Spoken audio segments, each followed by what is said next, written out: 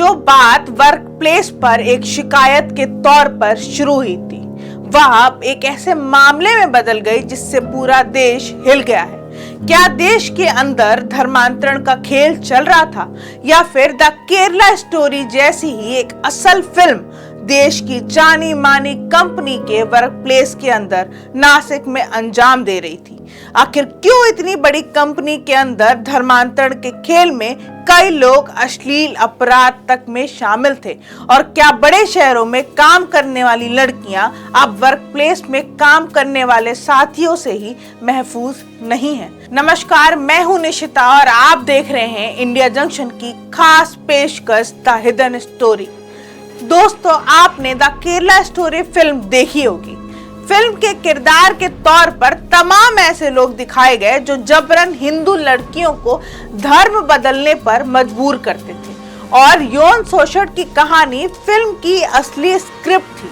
कुछ ऐसा ही मामला रियल स्टोरी के रूप में सामने आया है। दरअसल यह मामला नासिक का है। केस भी कोई छोटी कंपनी का नहीं बल्कि टाटा कंसल्टेंसी सर्विसेज की बीपीओ यूनिट का है। मामले में टीसीएस के कर्मचारी के यौन शोषण और जबरदस्ती धर्म परिवर्तन की कोशिशों के आरोप लगे हैं, जिसके बाद पुलिस ने जांच शुरू कर दी है और राजनीतिक नेताओं की तरफ से भी कड़ी प्रतिक्रियाएं आ रही हैं। मामला अब और भी ज्यादा तूल पकड़ता जा रहा है। टीसीएस के बाहर सुबह से शाम तक प्रदर्शन हो रहे हैं। महाराष्ट्र की सियासत गरमाई हुई है। यह मुद्दा कोई नया नहीं है। कुछ शिकायतों तो साल 2022 में ही आई थी। हालांकि इस साल मार्च में मामला तब और बढ़ गया जब एक महिला ने अपने एक सहकर्मी पर शादी का झूठा वादा करके उसके साथ संबंध रखने का आरोप लगाया। उस एक शिकायत के बाद तो शिकायतों का सिलसिला ही शुरू हो गया। जैसे अमेरिका में एप्स्टीन फाइल के मामले में एक के बाद एक यौन अपराध की कहानी पुलिस के सामने चौंकाने वाली थी, इसी तरह नासिक कांड में भी कई कर्मचारी बाद में सामने आने लगे। शिकायतों का अंबार लग गया। एक के बाद एक ताबड़तोड़ एफआईआर की गई, गिरफ्तारियां भी हुई और अब महाराष्ट्र पुलिस की विशेष जांच दल एसआईटी उन आरोपों की जांच कर रहा है जो कई सालों से कंपनी में चल रहा था। पुलिस के मुताबिक अब तक मामले में 9 एफआईआर दर्ज की गई और इस मामले के संबंध में कई गिरफ्तारियां भी हुई हैं। आरोपियों में शाहरुख कुरैशी, सफीक शेख, तौसीफ अत्तर, रजा मेमन, आसिफ अंसारी और दानिश शेख शामिल हैं। उन्हें अदालत में पेश किया गया और पुलिस हिरासत में भेज दिया गया। नासिक पुलिस कमिश्नर संदीप कड़िक की देखरेख में इस मामले की जांच एसीपी क्राइम संदीप मितेक के नेतृत्व वाली एक स्पेशल इन्वेस्टिगेशन टीम कर रही है। सूत्रों के मुताबिक इन आरोपों में यौन अपराध और काम की जगह पर धार्मिक दबाव बनाने के दावे दोनों शामिल हैं। नासिक पुलिस के मुताबिक पहली एफआईआर 2026 में खुफिया जानकारी मिलने के बाद दर्ज की गई थी, जिसके बाद और भी शिकायतें सामने आई। पीड़ितों ने उत्पीड़न, दबाव और शिकायतों को नजरअंदाज किए जाने के आरोप लगाए हैं। कई महिलाएं, कर्मचारियों और कम से कम एक पुरुष सहकर्मी ने नासिक शहर पुलिस से संपर्क कर आरोप लगाया कि सीनियर कर्मचारी, खासकर टीम लीड्स के एक समूह ने उनके साथ लगातार उत्पीड़न किया। शिकायतकर्ताओं ने बार बार गलत तरीके से छूने, अश्लील टिप्पणियां करने, छेड़छाड़ करने और कुछ मामलों में शादी के झूठे वादे करके शारीरिक संबंध बनाने के आरोप लगाए हैं।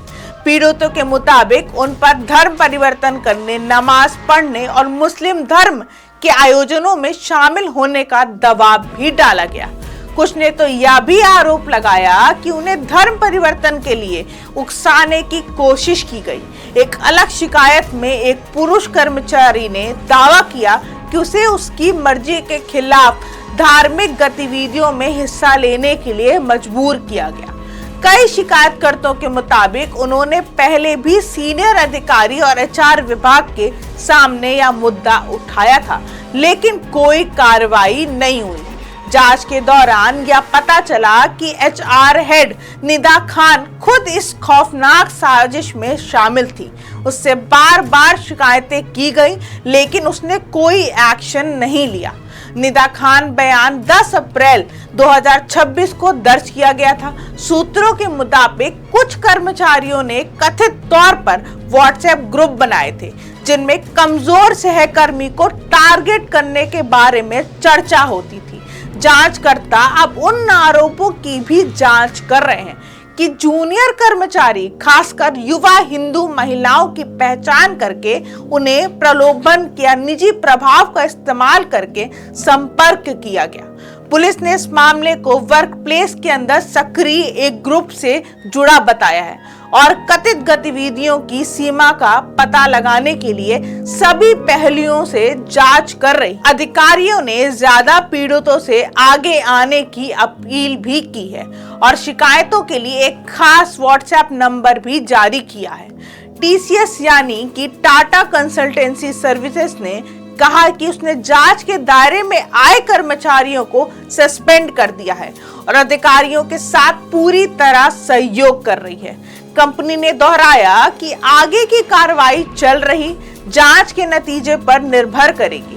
पुलिस के मुताबिक जांच अभी भी जारी है और अब तक कोई चार्जशीट दायर नहीं की गई है। एसआईटी भारतीय दंड संहिता के संबोधित प्रावधानों के तहत यौन उत्पीड़न, मारपीट और धार्मिक दबाव से जुड़े आरोपों सहित सभी शिकायतों को और मजबूत सबूतों के साथ जांच कर रही है। फिलहाल टाटा कंसल्टेंसी सर्विसेज जैसी इतनी बड़ी कंपनी के अंदर धर्म बदलने की कहानी से लेकर अश्लीलता और जबरन दबाव का यह किस्सा पूरे देश को सोचने पर मजबूर कर रहा है कि क्या देश के अंदर एक विशेष समुदाय के लोग किस तरह अपने ही सहकर्मियों को लव जिहाद के मामले में फंसाते हैं।